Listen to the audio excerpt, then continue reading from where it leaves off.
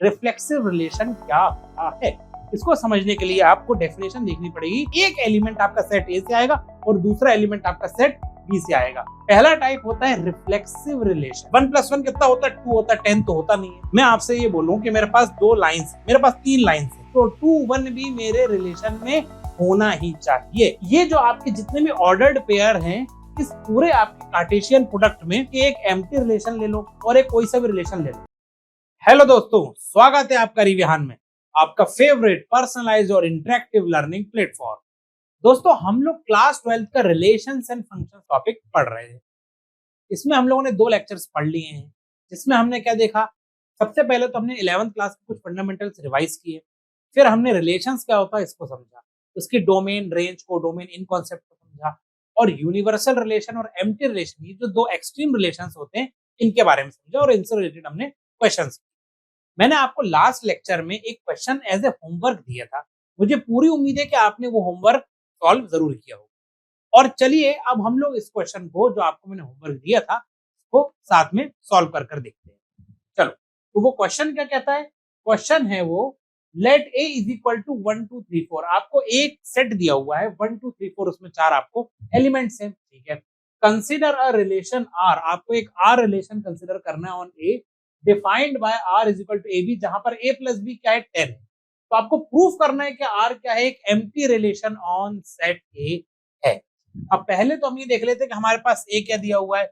A is equal to हमको दिया हुआ है 1 2 3 4, और जो हमारा रिलेशन है वो ए में ही डिफाइंड है, ठीक है ना, जिसमें A plus B is equal to क्या होना चाहिए? 10 होना चाहिए। अब जरा हम अपना कार्टेशियन प्रोडक्ट इसमें से निकालते हैं कि कार्टेशियन प्रोडक्ट में मेरे कौन कौन से टर्म्स आ रहे हो। तो देखिए, अगर मैं ए क्रॉस ए निकालूं तो क्या क्या आएगा इसमें?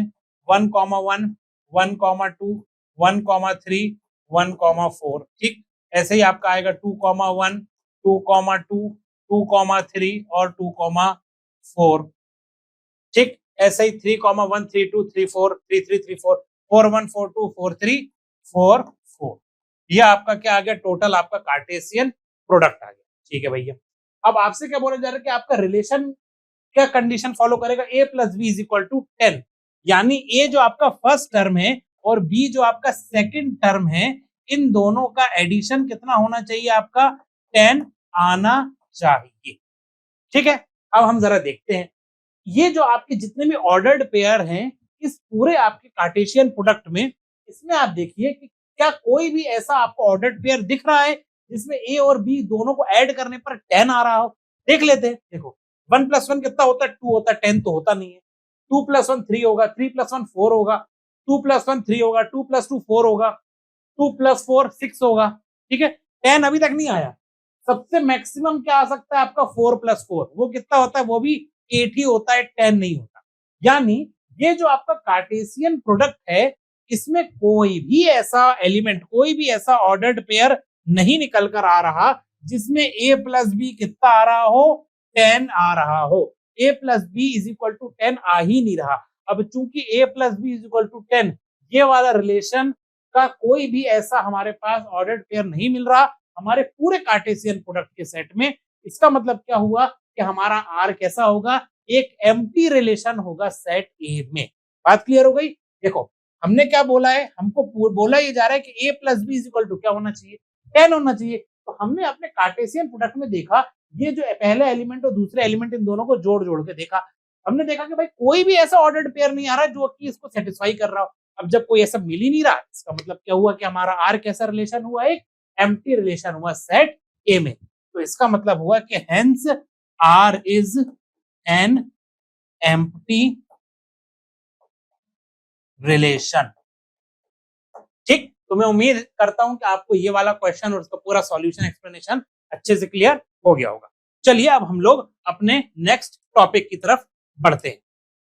देखो दोस्तों, हमारा अगला टॉपिक आता है बाइनरी रिलेशन। अभी हमने रिलेशन के बारे में पढ़ा ना।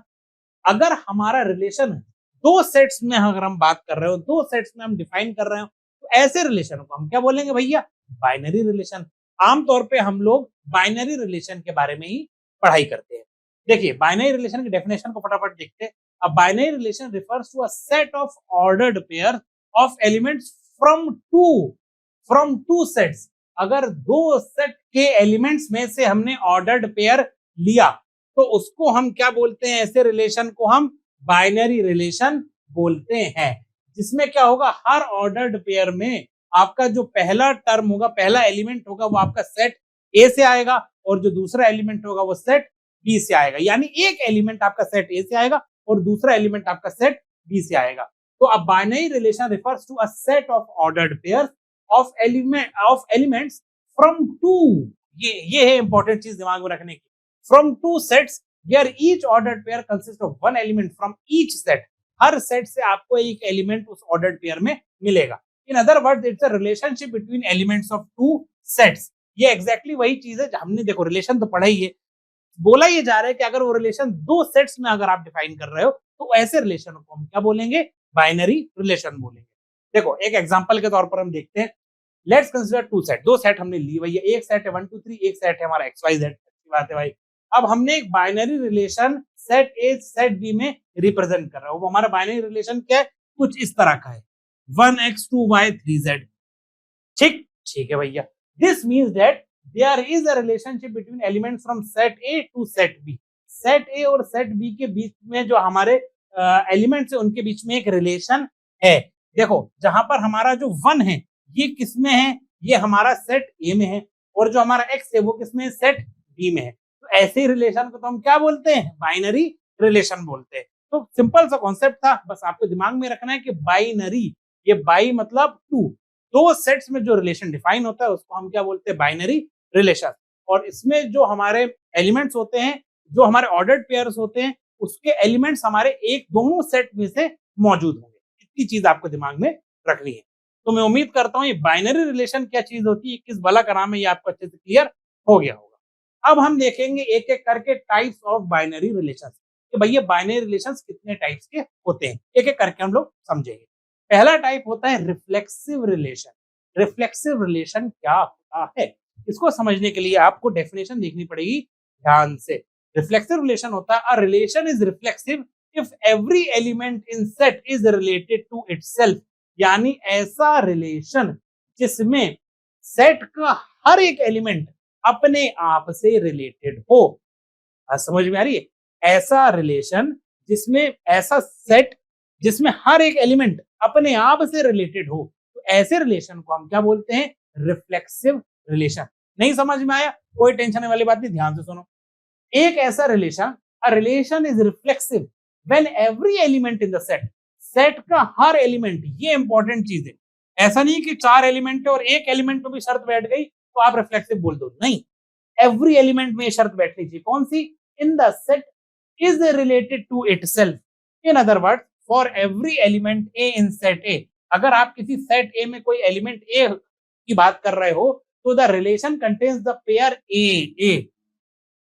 बात समझ में? If a belongs to R for every a belongs R, अगर ए हमारा ए में है, अगर हमारा स्मॉल ए सेट में है, तो हमारे रिलेशन में ए होना ही चाहिए। यानी वो एलिमेंट अपने आप से एसोसिएटेड, अपने आप से कनेक्टेड, रिलेटेड होना ही चाहिए।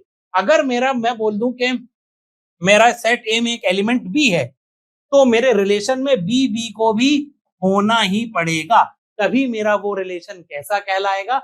रिफ्लेक्सिव रिलेशन कहलाएगा। बात समझ में आ गई? मान लेते हैं हमारे पास 1 है, 2 है, 3 है, ठीक है, तो 1 भी होना चाहिए, 2 भी होना चाहिए, 3 भी होना चाहिए। किसमें? हमारे रिलेशन में। तभी ऐसा रिलेशन हमारा क्या कहलाएगा? रिफ्लेक्सिव रिलेशन, जिसमें कि हर एक एलिमेंट अपने आप से रिलेटेड होना ही चाहिए। ये इंपॉर्टेंट चीज है, एवरी।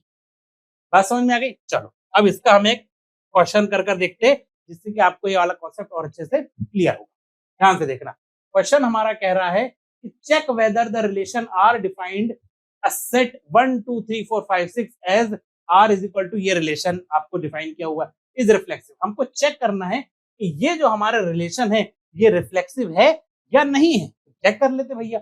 हमारा जो सेट है वो क्या है? ये हमारा सेट दिया हुआ है, सेट हम लिख लेते पहले यहाँ कायदे से। सेट हमारा दिया हुआ है 1 2 3 4 5 6, इसमें तो कोई प्रॉब्लम किसी किस्म की नहीं है, ठीक है।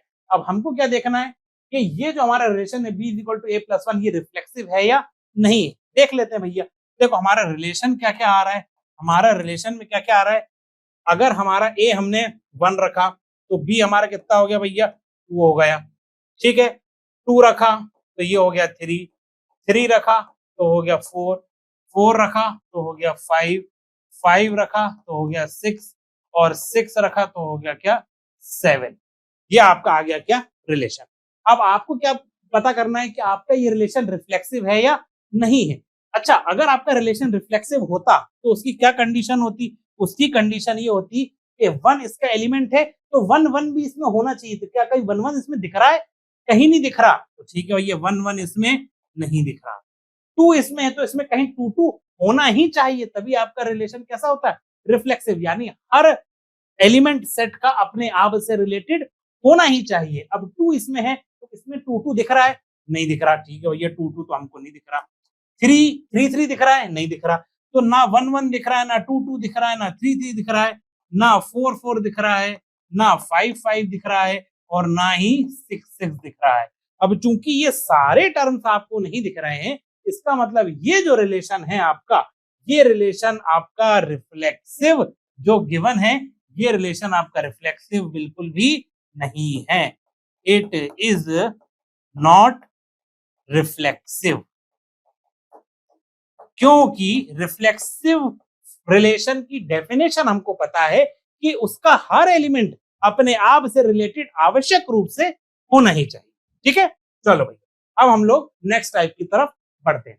नेक्स्ट टाइप क्या है हमारा भैया, सिमेट्रिक रिलेशन। सिमेट्रिक रिलेशन नाम से समझ में आ रहा है, इसमें सिमेट्री मेंटेन्ड होगी। देखते हैं भैया क्या है symmetric relation. A relation is symmetric if whenever one element is related to another the reverse is also true।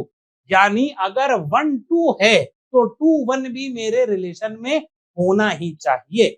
if whenever one element is related to another, अगर एक एलिमेंट अनदर से related है तो वो अनदर उस पहले वाले से भी रिलेटेड होना ही चाहिए, तभी ऐसा रिलेशन हमारा क्या होगा, सिमेट्रिक होगा। सिंपल लैंग्वेज में क्या होगा, in other words if A B is in the relation, अगर ए बी मेरा रिलेशन में है तो बी ए को भी मेरे रिलेशन में होना ही पड़ेगा, तभी ऐसे रिलेशन को हम क्या बोलेंगे, सिमेट्रिक रिलेशन बोलेंगे, अन्यथा नहीं बोलेंगे। ठीक है, तो देखो अगर ए बी मेरा आर में है तो इसका मतलब क्या होगा कि बी ए भी मेरा रिलेशन में होना ही चाहिए, तभी क्या होगा, मेरा कोई भी रिलेशन मेरा सिमेट्रिक कहलाएगा। अब इस सिमेट्रिक के कॉन्सेप्ट को हम लोग एक क्वेश्चन के हेल्प से समझते हैं। ध्यान दो, हमको क्वेश्चन दिया हुआ है, check whether the relation R in set R of all real numbers defined as, हमको एक रिलेशन दिया हुआ है, ठीक है ना, और सेट हमको क्या दिया हुआ है, एक ऑल रियल नंबर का सेट दिया हुआ, किसका, ऑल रियल नंबर्स का। तो ये हमारा जो सेट है, ये सेट आर, ये हमारा क्या है, ऑल रियल नंबर्स, इसमें सारे रियल नंबर्स मौजूद हैं। ठीक है भैया, चलो यहां तक तो पिक्चर क्लियर हो गई। अब हमसे बोला जा रहा है चेक वेदर द रिलेशन, हमारा रिलेशन कैसा है, a less than equal to b cube is symmetric. ठीक है भैया, तो a less than equal to b cube हमारा सिमेट्रिक होना चाहिए। देख लेते हैं, हम लोग कोई भी एक छोटा सा एग्जांपल लेकर देखते हैं। हमारे जो सेट होगा उसमें मान लेते हैं 1 2 है, ठीक है ना, 1 2 तो बिल्कुल हो गई, क्योंकि ये R in all real number से, अब ऑल रियल नंबर से जब हम ऑल रियल नंबर से कार्टेशियन प्रोडक्ट लेंगे तो उसमें 1 2 भी बिल्कुल आएगा। चलो अब 1 2 आएगा तो हम इसको सेटिस्फाई कराते हैं इसमें। तो देखो 1 ये हमारा ए है, ये हमारा ए है, ये हमारा क्या है, बी है। अब हमको सेटिस्फाई क्या कराना है कि a less than equal to b cube. देख लेते हैं भैया, a less than equal to b cube, ठीक, यानी 1 जो है मेरा ये 8 से छोटा है, बिल्कुल 8 से छोटा है, इसमें कोई भी प्रॉब्लम किसी किस्म की नहीं है। चलो अब यहां तक तो बात समझ में आ गई, लेकिन अगर ये सिमेट्रिक है तो फिर b is less than equal to भी ए क्यूब होना ही पड़ेगा, तभी तो मेरा ये फंक्शन, तभी तो मेरा ये रिलेशन सिमेट्रिक कहलाएगा। तो हम देख लेते भैया b less than equal to A cube है या नहीं है। जब हम b less than equal to A cube कर देखते हैं तो हमको पता चलता है कि ये मेरा 2 है, ठीक, ये लेस देन इक्वल टू 1 का क्यूब। क्या 2 लेस देन इक्वल टू 1 का क्यूब होता है? क्या 2 1 से छोटा होता है? नहीं होता। अब चूंकि मेरा 2 1 से छोटा नहीं होता, इसीलिए ये वाली कंडीशन इसमें सेटिस्फाई नहीं हो रही।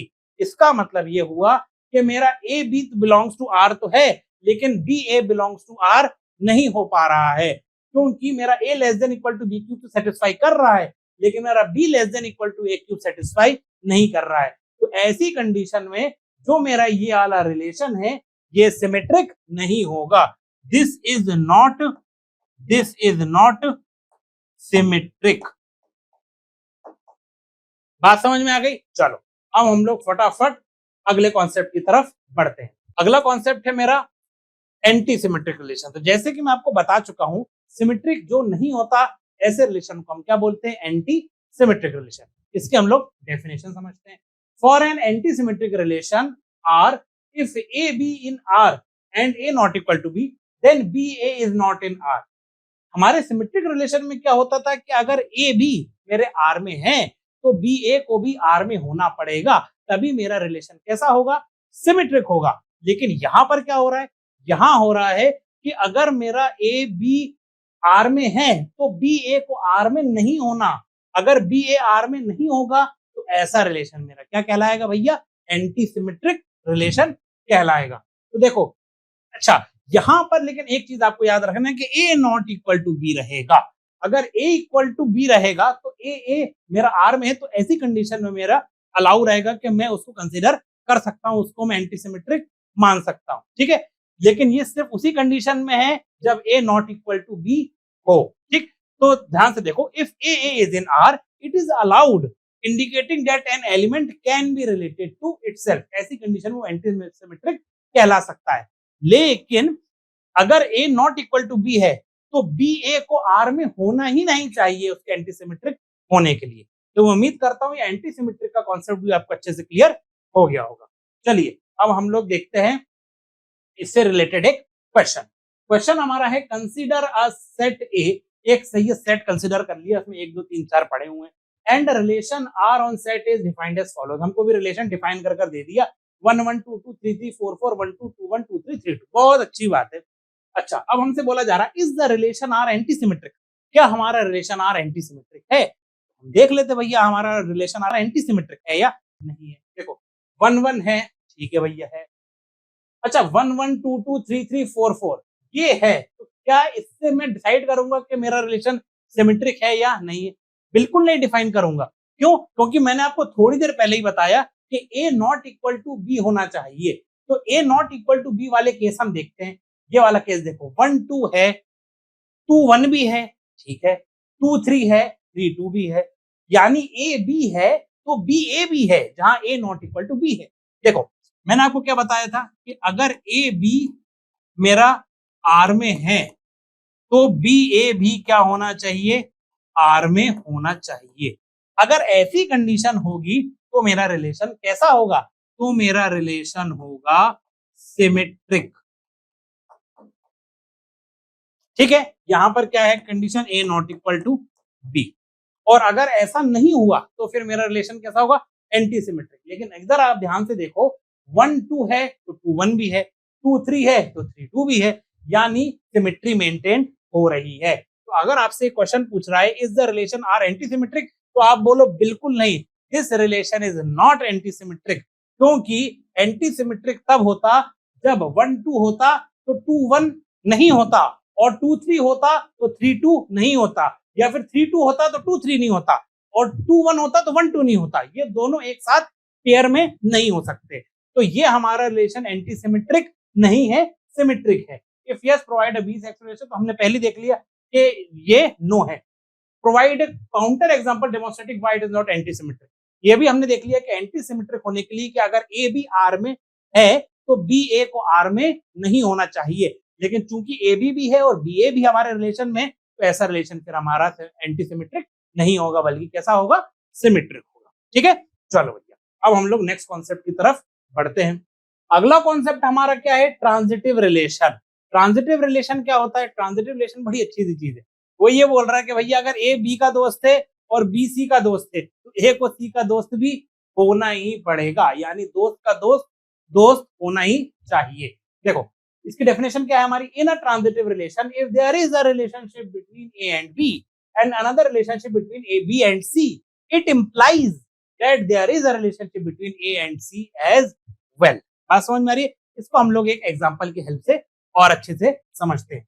ध्यान देना, हमारा एग्जाम्पल है कि define a relation R on a set A. हमको एक रिलेशन आर डिफाइन करना है एक सेट ए में, ए बी सी। ठीक है भैया, हमको रिलेशन दिया हुआ ए बी बी सी और बी बी। ठीक है, determine if R is a transitive relation. हमको ये डिटरमाइन करना है कि आर हमारा ट्रांजिटिव रिलेशन है भी या नहीं। तो ठीक है भैया, डिटरमाइन कर लेते हैं। ध्यान से देखो, मुझको क्या पता है, ट्रांजिटिव रिलेशन होने के लिए अगर ए बी मेरा रिलेशन में है, ठीक है, अगर बी सी मेरा रिलेशन में है, तो ए सी भी मेरे रिलेशन में होना ही चाहिए for this relation to be transitive, for R to be transitive, for R to be transitive a c भी मेरा रिलेशन में होना ही चाहिए।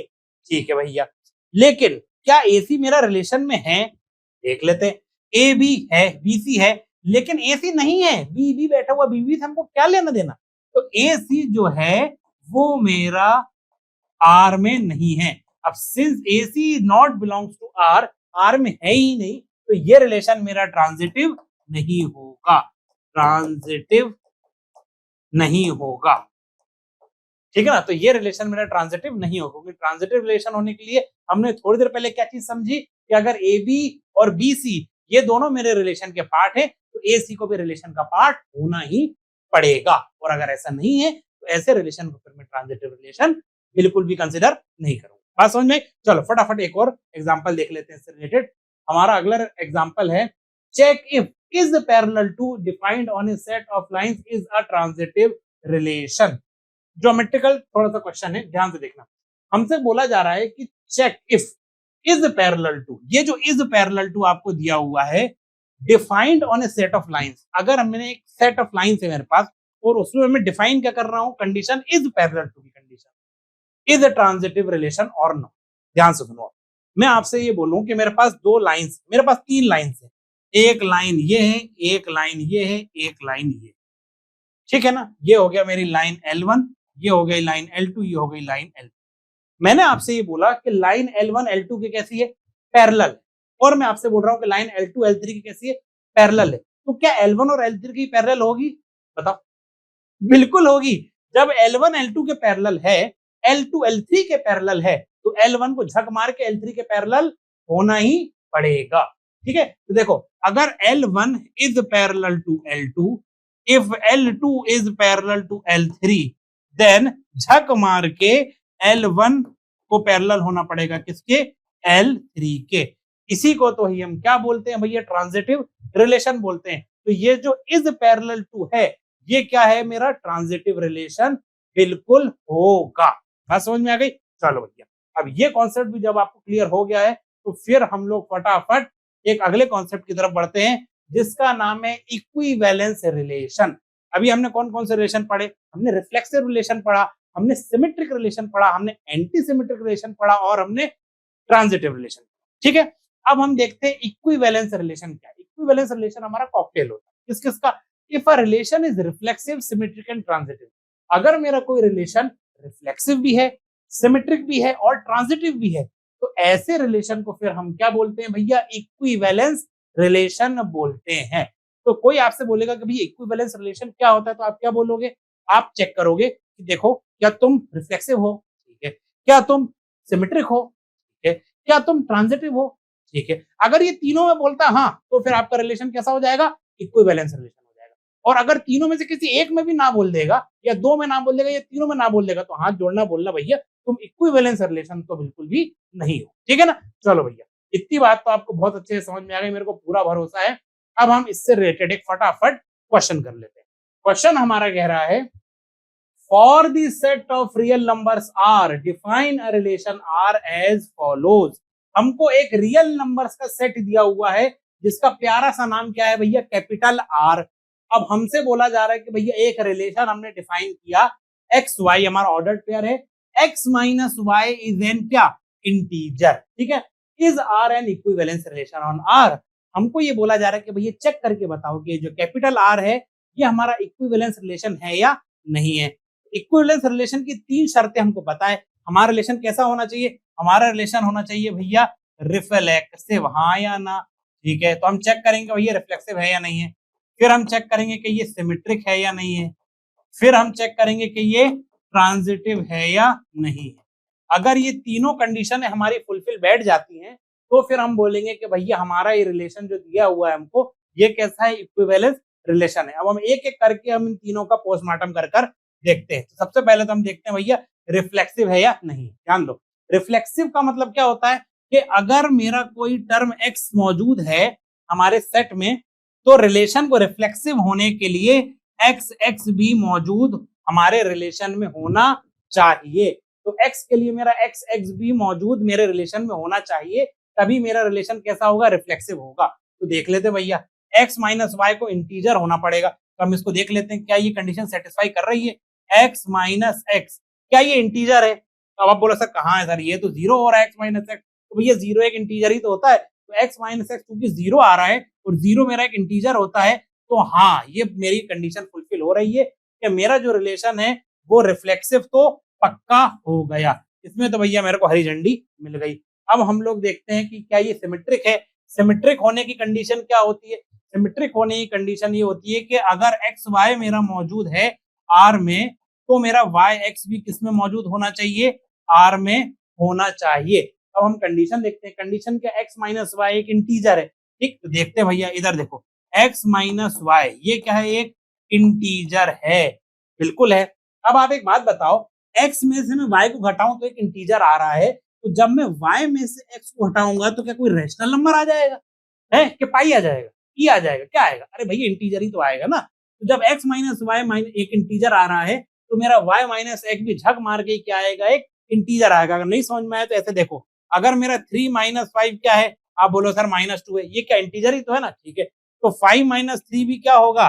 2 होगा ना। ये भी तो क्या है? एक इंटीजर ही है। ठीक है भैया, ये एक बड़ा भद्दी सी मिसाल दी, लेकिन बात समझ में आ रही है ना आपको कि जब x माइनस वाई मेरा इंटीजर है तो मेरा y माइनस एक्स भी क्या होगा? इंटीजर होगा। तो ऐसी कंडीशन में क्या हो गया कि जो मेरा रिलेशन है वो मेरा सिमेट्रिक भी हो गया। इसको भी मेरी हरी झंडी मिल गई। अब मेरे को देखना है कि भैया ट्रांजिटिव है या नहीं है।